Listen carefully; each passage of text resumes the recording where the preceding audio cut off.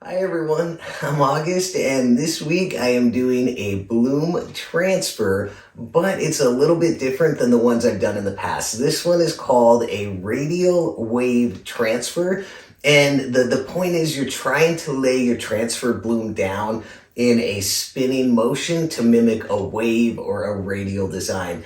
How we're doing this, as always, I'm using a SHELEE Art bloom recipe, and that is in the description below. Also in the description below are some discount codes. One is for the SHELEE Art Bloom online course, and one is for Meet Art Supplies. So check those out. So I am laying down on a little board, a 6-inch board, white house paint pillow. I laid down my bloom colors, poured some SHELEE Art Cell Activator on that. Now with the transfer blooms, you usually want to use more cell activator than a normal bloom, because when you blow this out, that patch of cell activator that's left in the middle can turn into those little baby cells.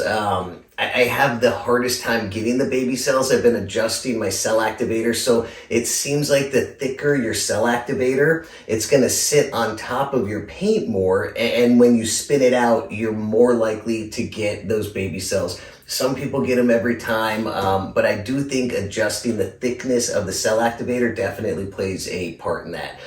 So now we've got our little bloom blown out.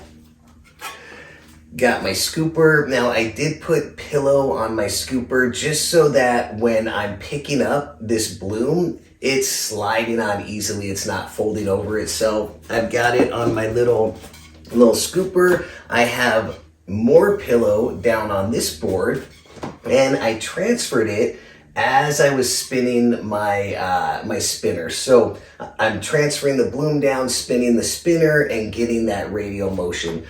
I do want to mention the speed you're spinning your spinner does matter. So if you're spinning it slowly, you're going to get, those cells are going to stretch out nicely. You're going to get, it will look more like the original bloom just stretched out. If you start spinning your spinner too quickly, you're just going to get these lines, and it gives it kind of a blurry look. Both looks are cool, so play around with it. I'm not saying one's better than the other. But yeah, so that's all it is. Lay it down as you're spinning your board. You can move your wrist around. You can do all sorts of things with it. I have been enjoying doing these. Like always, once I like something, I just do a ton of them. So I've been having fun with them. I believe that was everything. As always, Creations with Tanya and Grandma Kathy's Art Venture are premiering directly after me, and their videos are in the description below, so please make sure to check them out.